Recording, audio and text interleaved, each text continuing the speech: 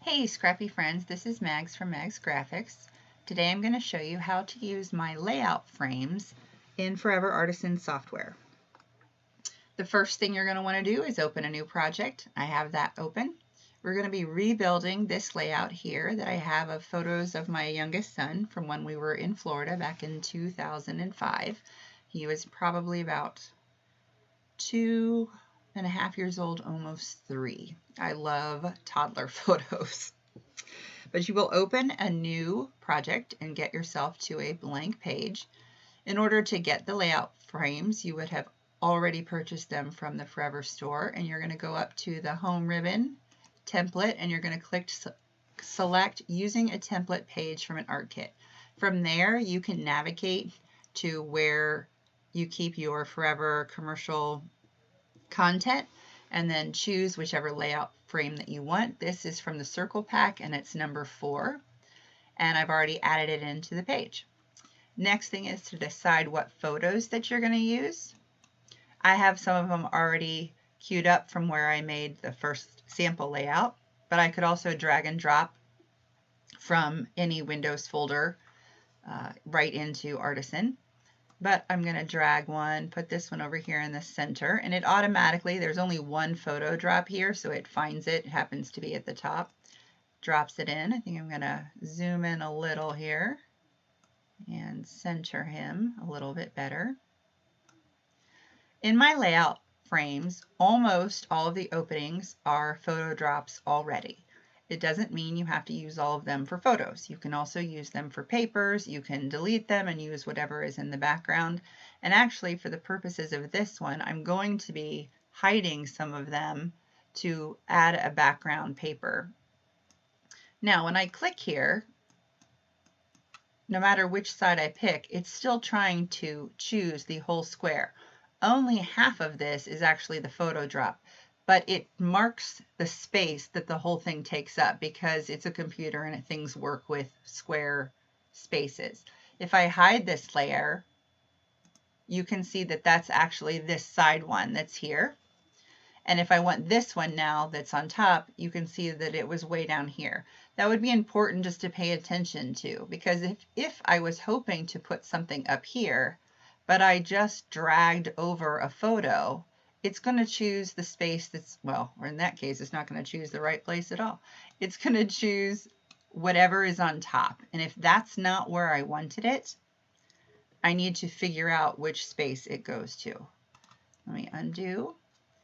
I'm going to hide this one and click on this so I know what we're working with, and then I'm going to drag this one over again. I can zoom in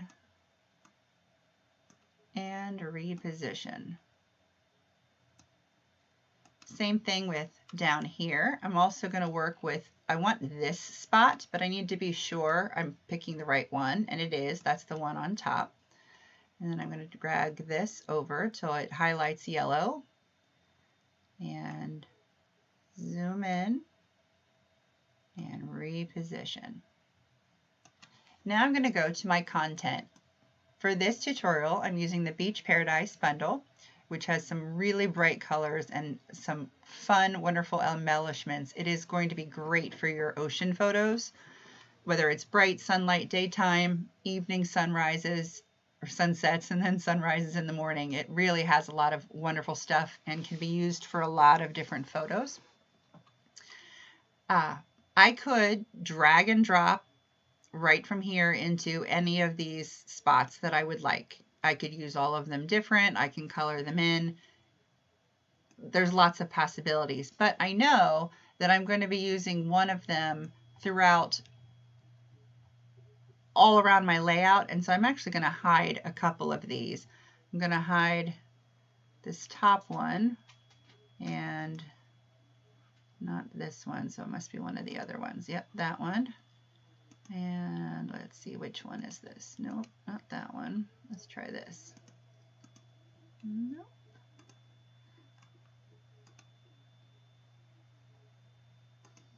That one. I'm going to hide this for just a second to figure out. Of course, it's the last one that's left. Okay. So I've hidden those because I'm going to just drag over this and I'm going to drop it off here, move it into place, and slide it down to the bottom. And I can also make sure that it is centered with the background. All right. Actually, I think I'm going to put my waves there. And I double click this. It should put it in as the background. And we can get rid of this. Delete. And we can actually get rid of this placeholder. Delete. I could have dragged it in as the same way and slid it down. Any of that will work. There we go. Now I'm going to use my green as an accent for this spot. And I'm going to use a green as an accent for this spot. Next up is to handle the frame. The frame is a giant ping element with holes, openings in it. And you can leave it white. You could edit it just as it is, and you could add texture, you could add color to it, you can add a bevel to it. I'm actually going to take this foil paper here, and I'm going to right click and say fill selected shape. I'm on that layer, so it knows where to go, and I'm going to click OK, and it now is covering over that layout frame with this gold foil paper. Then I'm going to do some editing to it. I think I might like a little bit of a bevel. So I'm going to go to Effects and Edit. I'm going to add an effect. And it's not the bevel cut, it's the 3D edge that I think I would like to try. Now, here's where you just get to play around with any of your settings.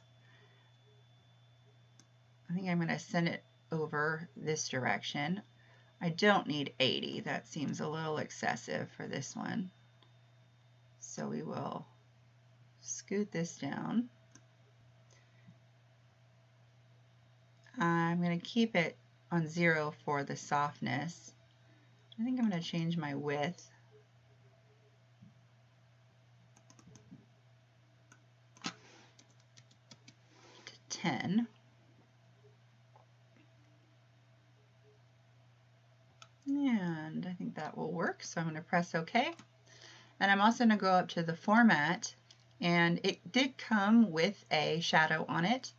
And I'm going to make sure, I think I'd like to be lifted a little bit further off the page. Right now it has a light shadow applied.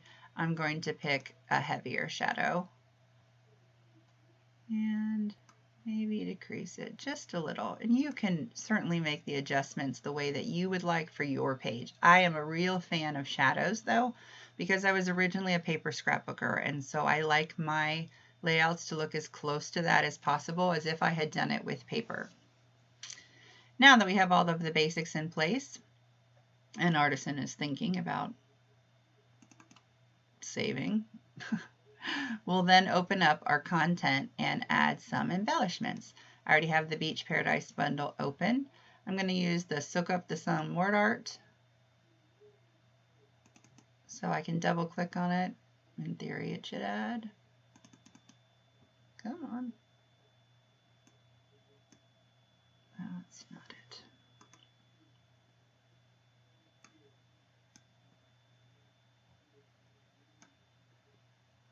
There we go.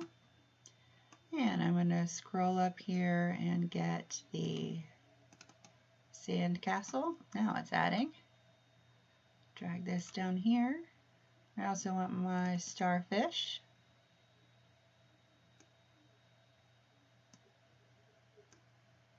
And I would like the crab.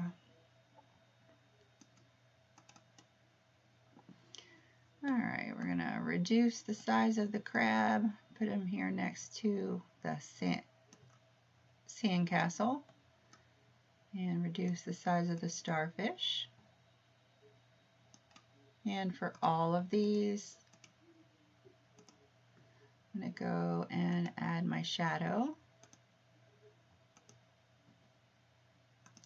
And the last thing I'm going to add for this one is a date. And I do like to date my layouts every couple of layouts or so, just in case something were to, I don't know, get lost or out of order or files in the wrong place. At least I've got it there and I know where it should go. I use my own handwriting as my font. There is a wonderful app called the Ifont Maker that can be used on an iPad of any type, possibly Windows as well, but I used it on an iPad, and you can write in all of the letters, numbers, symbols, etc. in your handwriting, and it will save it for you as a font that can be downloaded to your computer. And then I did that also with my son's handwriting as well, and I use that more than anything else because I think it's really important to have your handwriting in your albums, and this is my way to do it because at least it's done with my handwriting. And there you go. The layout is complete and it's ready to show off to someone. These layout frames also come in seamless lay flat, so if you want to make a wider format layout, it's the same principles that apply. If you wanted to fill all of these holes with your photos, you could easily do that because they're photo drops to begin with. There's just so many possibilities, and on my blog you'll also see a bunch of examples of other layouts that were made with these frames. Right now there are 8 different packs of layout frames, and they come in bundles of 4 and then mega bundles of all 8, which will give you 32 different templates that you can use, both in the 12 by 12 sizes and in the seamless lay flat. So I can't wait to see what you all will make with this. Please show off in the MagsGraphics fan group on Facebook and tag me when you upload so I can see it. Thanks a lot. Happy scrapping.